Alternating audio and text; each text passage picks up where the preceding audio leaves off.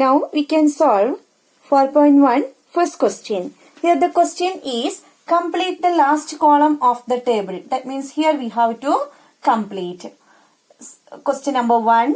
Equation value yes or no. We have to write there yes or no. That is equations equal to symbol will be there and value the root of the equation. That means the value of the variable is given. That means when x equal to 3, when the value of x equal to 3, we have to get 0 or any other number. We have to check out that. Actually, we have to substitute the values, given values in this equation, and we have to find the answer at that time. That means here x plus 3 is the equation. X plus 3 is equal to 0. Here we can substitute instead of x 3. That means 3 plus 3 is equal to 6. Actually 3 plus 3 is equal to 6. But our RHS part is 0. But we didn't get 0. We won't get that when we are adding 3 with 3. We will get only 6, not 0. So this is not equal to 0. So the equation is not satisfying with the value of 3. So we can write there no. Okay. Then the next question is, we can write no. That is LHS not equal to RHS. Okay. Then the next question is x plus 3 equal to 0 itself. But here the value of x is given as 0 itself. Okay. Now we have to substitute instead of x, substitute x equal to 0. Then 0 plus 3. We have to substitute and find the value of LHS. Okay. Here x equal to 0. It is given that x equal to 0. So 0 plus 3 is equal to 3. But we have to get RHS as 0. But we didn't get that. That means we didn't get 0. So here we can write LHS not equal to RHS. So this is also not satisfying. Okay. Then the next equation is x plus 3 is equal to 0 itself. But they gave the value of x as negative 3. Now we can substitute the value of negative 3 in this LHS part. So negative 3 plus 3. We know these are additive inverses. The sum of additive inverses are always 0. So we got it here 0. So 0 is the RHS for this given equation. Here this is the equation. Here we have to think about LHS and RHS. We have to substitute the given values in LHS part. After then we have to check out that the RHS side is equal to LHS side. So here RHS is 0. So here LHS and RHS are equal to each other. Now we can write yes. This value is satisfying. Next question is x minus 7. X minus 7 is equal to 1. So here it is given x is equal to 7 itself.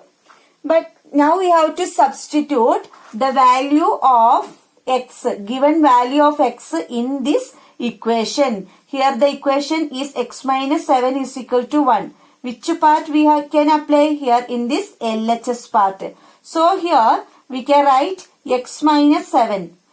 We can substitute the value of x in this LHS side. That means 7 minus 7 is equal to 0. That means this is not equal to this RHS part. Here the RHS side is 1. So 0 not equal to 1. So we can write LHS not equal to RHS. So this value is not satisfying for this given equation. Okay, next question. Fifth question is x minus 7 is equal to 1. Here it is given that x is equal to 8. Variables can receive any value that we studied. Then here x equal to 8. We can substitute the value of x in this given equation. Here the equation is x minus 7 is equal to 1. So we can substitute in LHS part, that is x equal to 8. So we can write x minus 7. That is 8 minus 7 is equal to 1. Now we got 1 as the answer while solving this LHS part. Then what is there in the RHS side? Here also 1. So 1 equal to 1. That means we got both sides are equal while applying the value of x in this given equation. So we can write LHS is equal to RHS. So the given value of x is satisfying with this given equation. Okay. So we can write yes, this value is satisfying with the given equation. Okay. For the sixth question, equation is 5x equal to 25, x equal to 0. Now we can substitute the value of x in this given equation.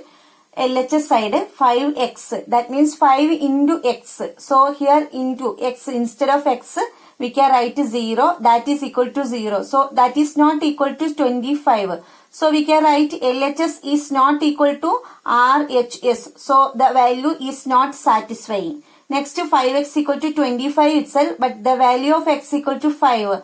Now 5 times 5. So here you can substitute the value of x in this equation. 5x, that is mean by 5 times x.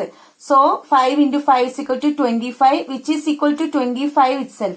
So here we can write LHS and RHS are equal to each other. So we can write this value is satisfying. That means x equal to 5 is satisfying for the equation 5x equal to 25. Here this is the LHS part and the RHS part. Next one is 5x. Here x, the value of x is given as negative 5. Now we can substitute the value of x equal to negative 5 in this equation.